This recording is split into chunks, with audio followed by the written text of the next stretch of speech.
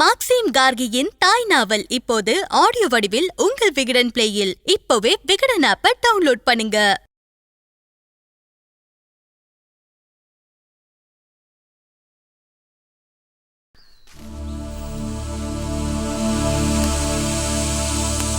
அப்பா, மத்தியான சாப்பாட்டுக்கு வந்துருவீங்கல்ல? வேண்டாமா, நாங்க வெளியில பாத்துக்கிறோம். வீட்டு வரைக்கும் சமைச்சுக்க. சரிப்பா, பார்த்து பேசுங்கப்பா. விலை குறைவா கேட்க போறாங்க. அவசரத்துக்கு தானமா விக்கிறோம். கிராமத்துல வீடு இருந்து என்ன பிரயோஜனம்? இந்த பருமா முன்ன பின்ன இருந்தாலும் பேசி முடிச்சு உடனே பணத்தை வாங்கணும். கிராமத்துல இருந்து ஒருத்தர் இங்க வந்திருக்காரு. நாங்க பார்த்து பேசி முடிச்சிட்டு வரோம். சரிப்பா, வா. வரேம்மா.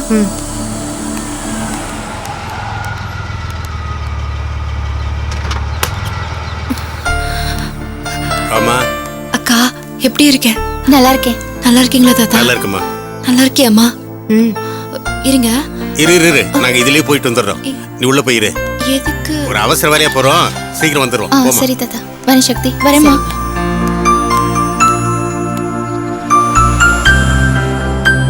வாமா, உள்ள வா.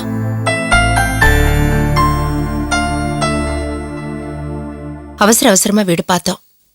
அதான் நம்ம கணக்கு பிள்ளை இருக்காருல்ல, அவர் தான் எல்லாத்தையும் பார்த்து பேசி முடிச்சு கொடுத்தாரு. போன்ல கீர்த்தனா எல்லாம் சொன்னாமா. ஓஹோ. அம்மாக்கா, வாங்க. நல்லா இருக்கியா? நல்லா இருக்கேன். அம்மா, சாம்பார் வச்சுட்டுமா இல்ல காய் குழம்பு வச்சுட்டுமா? காய் குழம்பு வேண்டாமா, அது கட்டுப்படி ஆகாது. நீ சாம்பார் வச்சுடு. சக்திக்கு காஃபி கொண்டு வாயே. நீ எப்படி இருக்கேம்மா? ஏதோ இருக்கோண்டி. உடஞ்சு நொறுங்கி போயிடுவோம். எதுவுமே மிஞ்சாதுன்னு கலங்கி போய் தான் நின்னேன். ஆனா உங்க அக்கா மேகலாதான் திடமா நின்னு எல்லாரையும் காப்பாத்திட்டா. என்னம்மா சொல்ற? ஆமாம்மா, மேகலாதான் எல்லாருக்கும் தைரியம் சொன்னா. உங்க அப்பா கிட்ட வீடு கட்ட பணம் கொடுத்த எல்லாரையும் வரவழைச்சு அவங்க கிட்ட பேசி சமாதானப்படுத்தி அனுப்புனா. மெட்டீரியல் சப்ளை பண்றவங்கள பார்த்து பேசி அவங்க தொடர்ந்து சப்ளை பண்றதுக்கு ஒத்துக்க வச்சுட்டா. இப்ப வேலையை ஆரம்பிக்கிறதுக்காக பணம் தேவைப்படுதுல்ல, கிராமத்துல இருக்கிற தாத்தா வீடு விற்கிறதுக்கு யாரையும் வரவழைச்சு அவங்க கிட்ட தான் பேச போயிருக்காங்க. சக்தி, மேகலோட பேச்சும் தைரியத்தையும் பார்த்தா எனக்கே பிரமிப்பா இருக்கு. எனக்கு உங்களை பத்தி நீ சொல்றப்போ ரொம்ப பெருமையா இருக்குமா. நமக்காகவே அக்காவை மறுபடியும் கடவுளை அனுப்பியிருக்காருன்னு தோணுது.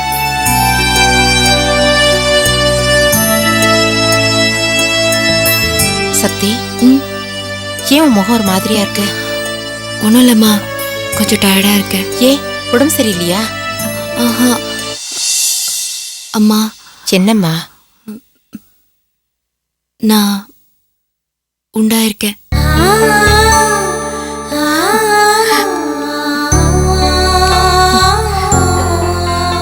நிஜமாவா? வந்த உடனே சொல்லிருக்கலாம்ல. நான் கேட்டதுக்கு அப்புறமா சொல்றேன். சாதாரணமா இருந்திருந்தா நான் அப்படிதாம்மா சொல்லியிருப்பேன்.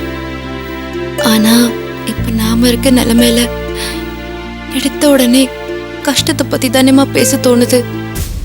அது உண்மைதாண்டி. சக்தி, அப்புறம் நீ உடம்ப நல்லா பாத்துக்கணும். வேளை வேளைக்கு சாப்பிடணும். ரெகுலரா டாக்டர் செக்கப்க்கெல்லாம் போகணும். என்ன? சரிம்மா. மா, என்ன?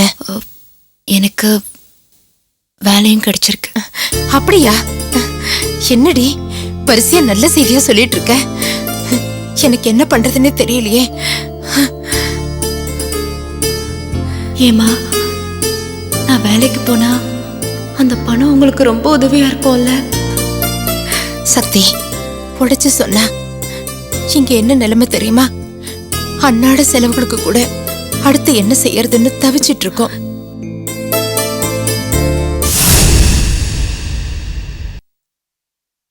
சக்தி, உடைச்சு சொன்னா இங்க என்ன நிலைமை தெரியுமா?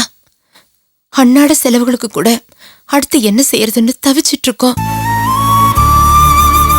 கட்டி கொடுத்த பொண்ணுக்கு பெத்தவங்க தான் செய்யணுமே தவிர அதுகிட்ட இருந்து இதை எதிர்பார்க்க கூடாது. அதான் நியாயம். என் நிலைமையை பாத்தியா? சொல்றதுக்கே என் மனசு கூசுதுடி. வாழ்க்கையில கஷ்டம்னா என்னன்னு தெரியாம வாழ்றதும் பிள்ளைங்களை வளர்க்கறதும் முட்டாள்தனம் இப்ப எனக்கு புரியுது. எவ்வளவு வருமானம், எவ்வளவு செலவு, எதுவுமே தெரியாது. மாசம் மாசம் மளிகை சாமான் வீட்டுக்கு வந்துரும். செலவுக்கு உங்க அப்பா பணம் தந்துருவாரு. இப்படியே இத்தனை வருஷம் நம்மள வச்சிருந்து இப்ப அம்போன்னு விட்டுட்டு போயிட்டாரு. என்ன பண்றதுன்னு தெரியாம இப்ப எல்லாரும் முழிச்சுக்கிட்டு இருக்கோம். இப்ப நீ சொன்னியே வேலை கிடைச்சிருக்குன்னு, அதை கேட்டது மனசு கொஞ்சம் ஆறுதலா இருக்கு. பொதுவா பொண்ணுங்க உண்டாயிருக்காங்கன்னு தெரிஞ்சதும் எல்லா அம்மாவும் என்ன சொல்லுவாங்க, இனிமே நீ எந்த வேலையும் செய்ய வேண்டாம், பேசாம நீ வீட்டுல உட்காந்து ரெஸ்ட் சொல்லுவாங்க. ஆனா என்ன பாத்தியா, எவ்வளவு சுயநலவாதி ஆயிட்டு. ஏமா என்னம்மா இது, குழந்தை மாதிரி பேசுற? நான் என்ன கல் உடைக்கிற வேலைக்கா போறேன்? இருந்தாலும் இப்ப டாக்டர்ஸ்லாம் என்ன சொல்றாங்க தெரியுமா? கன்சீவ் ஆனா ஒரே இடத்துல உட்காராம ஓடி ஆடி ஏதோ வேலை செஞ்சாதான் நல்லதுன்னு சொல்றாங்க. டாக்டர் சொல்றது இருக்கட்டும்மா, நீ ரொம்ப அலையாத, கவனமா இருக்கணும். அத பத்திலாம் நீ ஏமா சங்கடப்படுற? நான் கவனமா இருப்பேன். எனக்கு இதுல ஒரு பிரச்சனையும் இல்லை. அம்மா, நான் இங்க வரும்போது நினைச்சிட்டு வந்தது வேற. ஆனா இங்க வந்து உன் கஷ்டத்தை பார்த்ததுக்கு அப்புறம் என் குழந்தைதான் எனக்கு முக்கியம்னு என்னால சுயநலமா யோசிக்க முடியல. பெறப்போற பிள்ளைக்காக பெத்தவ உன்னனா நிச்சயம் கஷ்டப்பட விட மாட்டேம்மா. சக்தி, என்னம்மா யோசிக்கிற? ஒண்ணும் இல்லம்மா. ஆமா சக்தி, நீ வேலைக்கு போறத பத்தி உங்க மாமியார் மாமனார் ஏதாவது சொன்னாங்களா? அவங்க ஒண்ணும் சொல்லியிருக்க மாட்டாங்க. நம்ம கஷ்டத்தை புரிஞ்சுக்கிட்டு அவங்க வீட்டு பத்திரத்தை நம்ம கிட்ட கொடுக்க வந்தவங்களாச்சே. சக்தி, நீ முதல்ல உண்டாயிருக்க, போகும்போது வரும்போதெல்லாம் ரொம்ப கவனமா இருக்கணும்டி. உனக்கு வேலையில ஏதாவது சிரமமா இருந்ததுன்னா நீ வேலைக்கெல்லாம் போக வேண்டாம், நாங்களே எப்படியாவது எங்க கஷ்டத்தை சமாளிச்சுக்கிறோம். இல்லம்மா, அப்படிலாம் எதுவும் இல்லை. இப்போ எத்தனையோ வீட்டில் ஹஸ்பண்ட் அண்ட் ஒய்ஃப் 2 பேரும் வேலைக்கு போறாங்க. பிரெக்னெண்டா இருக்க லேடிஸ் வேலைக்கு போறது இப்பெல்லாம் சகஜமாயிடுச்சு. என்னை பத்தி நீ எதுவும் கவலைப்பட வேண்டாம். கீதா, இந்தா. ரொம்ப தேங்க்ஸ். கீதா தான் இப்ப நமக்கு ரொம்ப ஒத்தாசையா இருக்காமா. சரிம்மா, அப்ப நான் கிளம்புறேன். இன்னும் கொஞ்ச நேரம் இங்க இருந்துட்டு போயேன். இல்லம்மா, வீட்டு சாவி என்கிட்ட தான் இருக்கு. அவர் ஆபீஸ்ல இருந்து வர நேரமாச்சு. உங்க மாமனார் மாமியார் எங்க? அவங்க அவங்களோட அக்கா மக வீட்டுக்கு போயிருக்காங்கம்மா. சரி, நான் கிளம்புறேன். சரி, போயிட்டு வரேன் கீதா.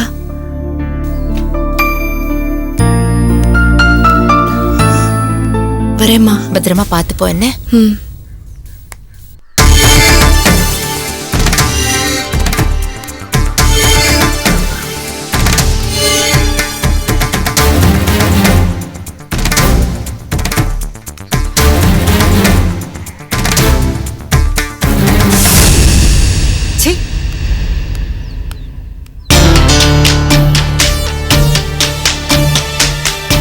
அம்மா, அது பார்வையை பாரு.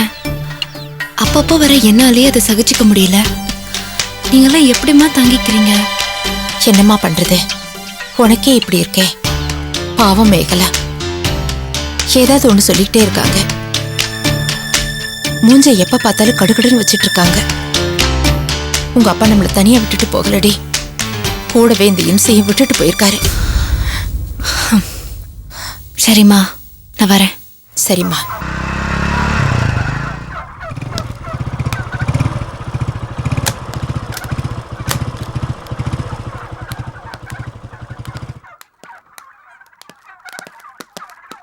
வணக்கம் தர. வணக்கம் தர. வணக்கம் வணக்கம்.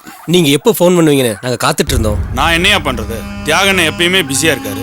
ஏதோ இன்னைக்கு ரிலாக்ஸா இருக்கறனால தான் உங்களை இன்னைக்கு நேர்லயே வர சொன்னேன். எங்க விஷயத்தை அண்ணன்கிட்ட சொல்லிட்டீங்களா? நான் சொல்லியா? ஏங்க, நான் ஏதோ அவர்கிட்ட சொல்லி இருக்கிற வேலையில இதுல எல்லாம் தலையிட மாட்டேன்னு சொல்லிட்டாருன்னா அதுக்கப்புறம் இந்த பிரச்சனை விஷயமா பேசவே சான்ஸ் இல்லை. அதான் உங்களை இன்னைக்கு நேர்லயே வர சொன்னேன். தோர, அண்ணனை தான் நாங்க மழை போல நம்பி இருக்கோம். இன்னைக்கு பார்த்து பேசிடலாமே. சரி வா. வாங்க. வாங்க வாங்க.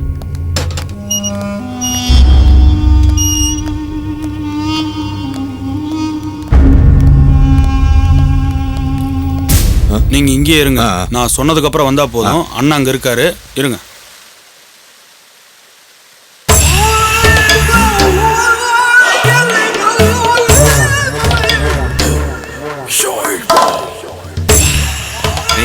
அவசரப்படாதீங்கண்ணே. கேஸ் அடுத்த வாரம் ஹியரிங்க்கு வருது. உங்களுக்கு எதிரா ஒரு பையன் சாட்சி சொல்ல மாட்டாங்க. அண்ணே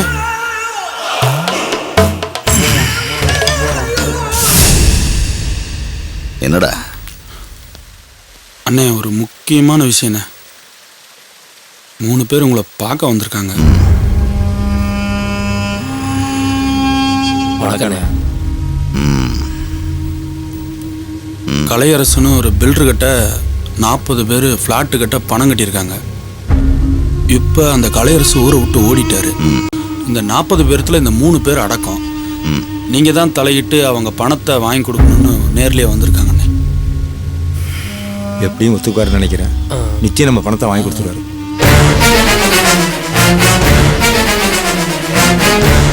மூணு பேர்த்துக்கு சேர்த்து 45 லட்சம் ரூபா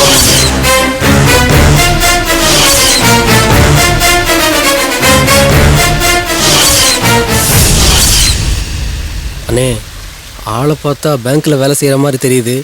முடிச்சு கொடுப்பாரா? டேய், இந்த இடம் அவருக்கு எப்படி வந்துச்சு தெரியுமா? இந்த இடம் பிடிச்சி போய் ஓனர்கிட்ட போய் அவர் பேசியிருக்காரு. எவ்வளோ வேணாலும் தர்றேன், முடிச்சுக்கலாம்னு கேட்டிருக்காரு. ஆனால் அந்த ஓனரு முடியவே முடியாதுன்ட்டான். இந்த இடத்த வாங்கி காட்டுறேன்னு இவர் சவால் விட்டுருக்காரு. அவனும் நீ வாங்கிட்டா என் காதையே அறுத்துக்கிறேன்னு சவால் விட்டுருக்கான். கடைசியா என்னாச்சு? அவனை உருட்டி மிரட்டி ஒரு வழி அந்த இடத்த வாங்கிட்டாரு. தாங்கிட்ட சவால் விட்டாங்கிற ஒரே காரணத்துக்காக அவன் காதையே அறுத்துட்டாரு. இப்போ அவன் காது இல்லாம அலைஞ்சிட்டு இருக்கான். அண்ணே, அதை பார்த்து எப்படியாவது முடிச்சு கொடுங்கண்ணே. எனக்கு ரொம்ப வேண்டியவங்கண்ணே.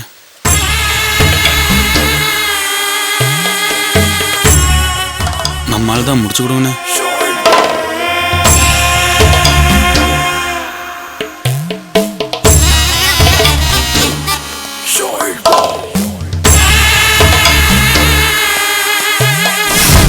வணக்கம்.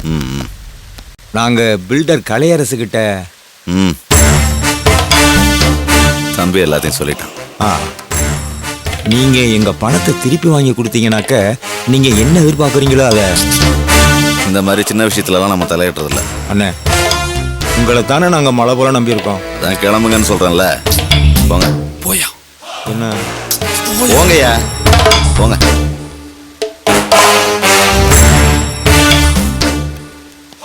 ஒரு நிமிஷம்.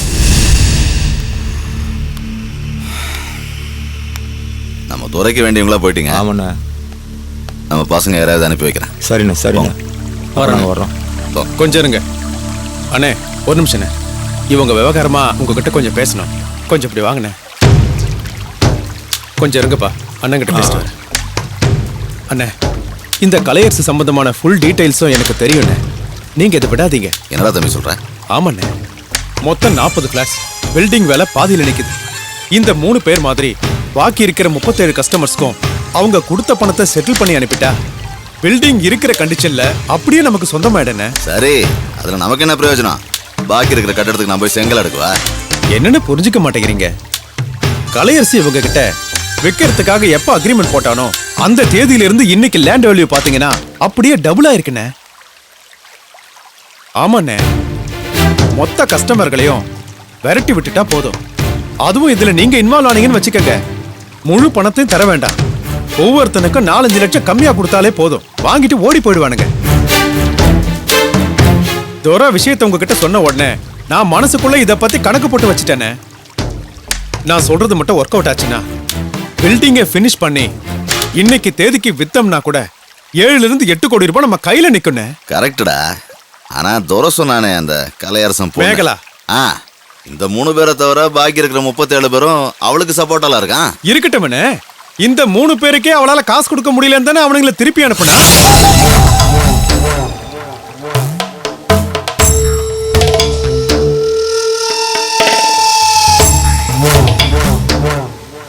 நாம கொடுத்தே ஆகணும்னு மிரட்டுவோன்னே, கொடுக்காம வேலை நடக்காதுன்ற நிலைமைக்கு அவளை கொண்டு வருவோம். அப்ப தானா அவளே ஒதுங்கிடுவா.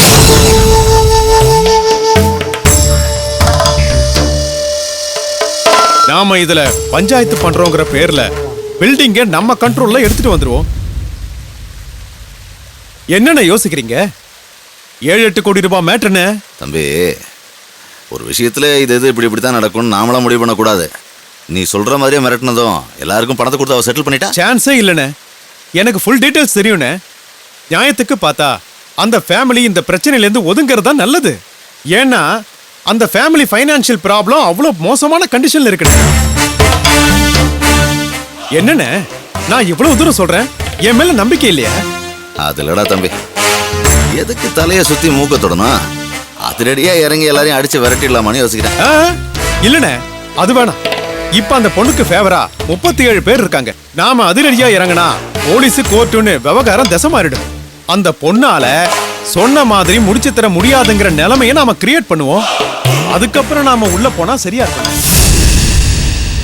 அண்ணே முதல்ல இந்த 3 பசங்களுக்கும் பணம் தர சொல்லி மிரட்டுவோம்.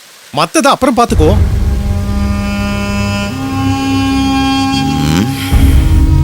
கரெக்டா தம்பி, அந்த பொண்ணு விலகினா தான் எல்லாம் கரெக்டா நடக்கும். யோ அவங்கள கூட்டு வாயா.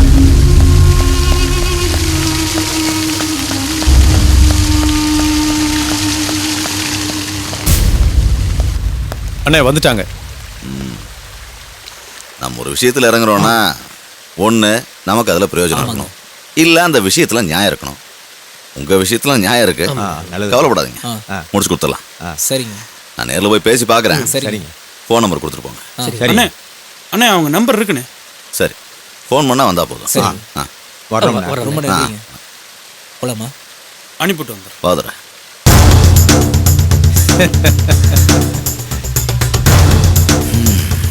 நான் 40 ஃபிளாட்டு.